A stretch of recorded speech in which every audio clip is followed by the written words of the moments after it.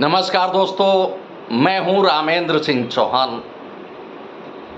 शारदीय नवरात्रि पर्व का आगमन हो चुका है। मां भगवती दुर्गा इस शारदीय महापर्व में हाथी पर सवार होकर पधार रही हैं। धर्म अध्यात्म का यह एक अति महत्वपूर्ण और महापर्व है। नवरात्रि महापर्व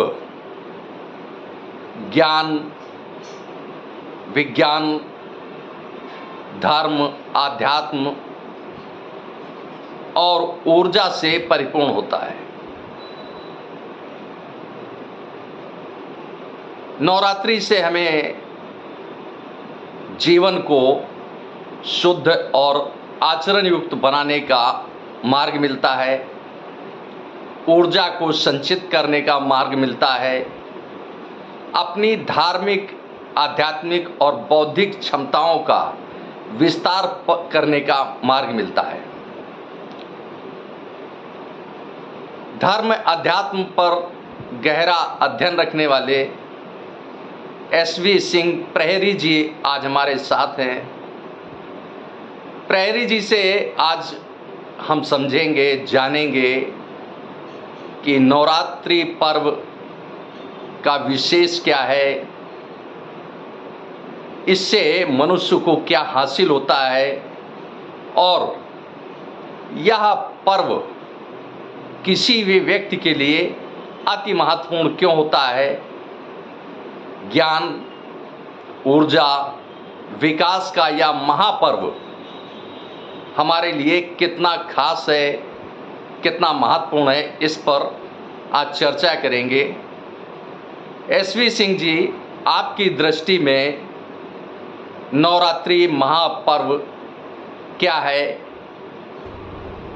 मैं SV सिंह प्रहरी इस चैनल के माध्यम से आप सभी का नवरात्रि के पर्व पर हार्दिक अभिनंदन, स्वागत और माता से प्रार्थना कि आप सभी को सुख समृद्धि प्राप्त हो।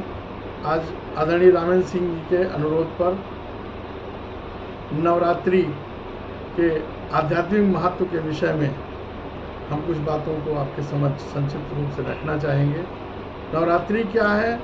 वास्तविक रूप से हम जिस जीवन यात्रा को जी रहे हैं, उस यात्रा में हमारे दो संसार हैं, एक बहिर्मुखी संसार है, एक अंतर्मुखी संसार है। बहिर्मुखी संसार जिसे हम सुख दुख, लाभ हानि का अनुभव करते हुए अपनी गृहस्थ एवं जीवन यात्रा का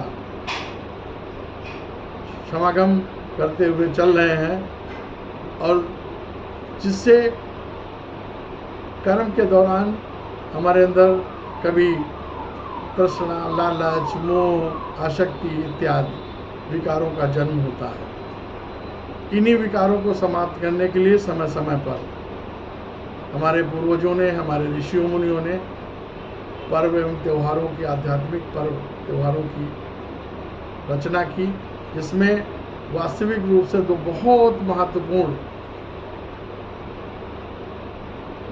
वर्ष में 2 बार नवरात्रि होती है। इसमें वास्तविक रूप से अगर हम अध्ययन करें तो अंतर्मुखी संसार की जब बात हम करते हैं, तो अंतर्मुखी संसार में जब हम इंद्रियों को अपनी विराम दे देते हैं तो हम अंतर्मुखी होते हैं। जब उस अंतर्मुखी ध्यान मुद्रा में हम जाते हैं तो मुझे वो संसार प्रत्यक्ष होता है जिससे हम सृजित होते हैं, जो हमारे शरीर का संचालन करता है, और उसी संचालन, उसी क्रिया से हमारे जो वाह्य यानी बहिर्मुखी संसार के सुख दुख, लाभ हानि, इसका हम अनुभव कर पाते हैं और विषय भोग करते हैं। आंतरिक संसार क्या है? वास्तविक रूप से जब आप अंतर्मुखी होंगे तो एक चेतना है जो शिव का स्वरूप है, जिसे पुरुष तत्व कहते हैं, और दूसरा शक्ति है जो पंच तत्वों के शरीर के रूप में हमारे साथ रहती है। पुरुष और प्रकृति के मेल से ही किसी भी प्रकार की क्रिया प्रतिक्रिया होती है। यानी कि पुरुष हमारी चेतना है, ज्ञान है, तो ऊर्जा हमारी माता आदिशक्ति के 9 रूपों का संगम है। हम अपने ज्ञान से ऊर्जा को प्रयोग करके विषय बनाते हैं, सृजन करते हैं, विकास करते हैं, सुख और दुख की अनुभूति उसी से हमें प्राप्त होती है। तो बहिर्मुखी यात्रा के दौरान जब हमारी भावनाओं पर, हमारे आचरण पर, हमारे व्यक्तित्व पर जब लालच, मोह, तृष्णा जैसे विकार पैदा होते हैं तो हमें 9 दिन इन माता के 9 स्वरूपों की ऊर्जा को जागृत करने और उनकी ऊर्जा प्राप्त करके इन विकारों को दूर रखने की हमें शक्ति प्राप्त होती है।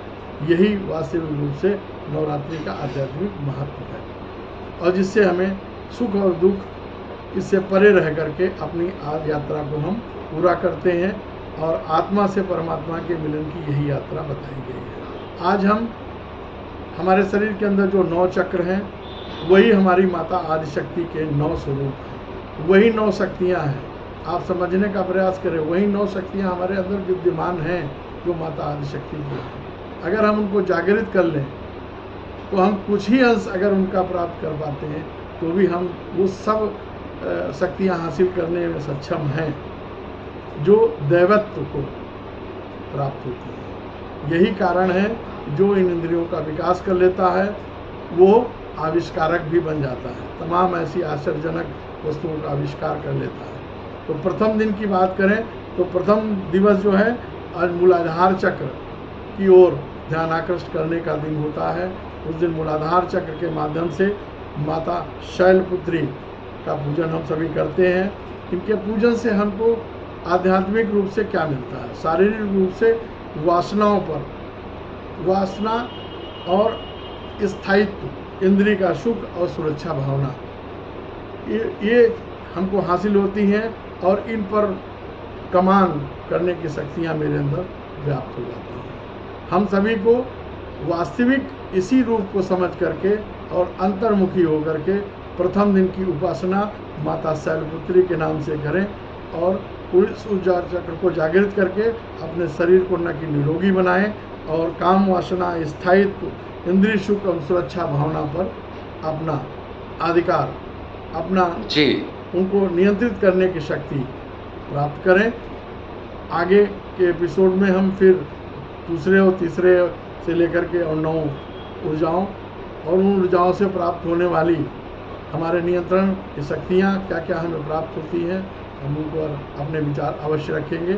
आज हम प्रथम दिवस पे माता शैलपुत्री को जो समर्पित है उनके लिए मैं आध्यात्मिक रूप से संक्षिप्त अपने विचारों को आपके समक्ष रख रहा हूँ। आशा है आप सभी को बहुत पसंद आया होगा। चलिए हम सभी मिलकर के माता की आराधना करें और नवरात्रि में अपने को पूर्ण रूप से, आंतरिक रूप से शुद्धि प्रदान करें और ताकि अगले नवरात्र तक हम पूर्ण ऊर्जावान रह करके, निरोगी रह करके अपनी जीवन यात्रा के मूल उद्देश्यों को प्राप्त करें। आप सभी का इसी के साथ बहुत बहुत धन्यवाद। नमस्कार। माताओं बहनों को प्रणाम और सभी को माता आदिशक्ति ये नवरात्रि की कृपा प्राप्त हो। धन्यवाद। और रामेन सिंह जी को भी बहुत बहुत धन्यवाद, उन्होंने मुझे संक्षिप्त बातों को रखने का अवसर नवरात्रि पे दिया। धन्यवाद।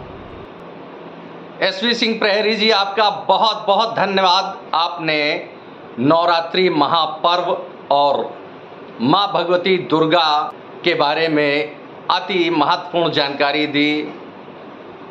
इसमें जो गूढ़ रहस्य छिपे हैं उनके बारे में आपने बताया और किसी भी व्यक्ति के अंदर ऊर्जा का यह संचार कैसे होता है,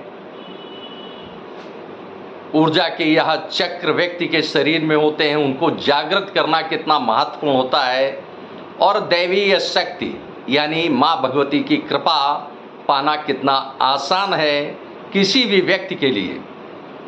और माँ भगवती का पूजन अर्चन किसी भी व्यक्ति को अध्यात्म और धर्म की दिशा की ओर तो ले ही जाता है, उसी के साथ व्यक्ति को ऊर्जा, ज्ञान और विकास का मार्ग भी देता है।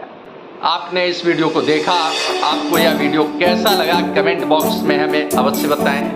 वीडियो को शेयर करें। यदि आप हमारे चैनल पर नए हैं तो हमारे चैनल को सब्सक्राइब करें, जिससे हमारे आने वाले वीडियो, आने वाले नोटिफिकेशन आपको मिल सके। दोस्तों, वीडियो को लाइक करना ना भूलें। आप लाइक करते हैं तो हमारा प्रोत्साहन होता है, हमारा मोटिवेशन होता है। आपने वीडियो को देखा, आपका बहुत बहुत धन्यवाद। Thank you. जय हिंद, जय भारत,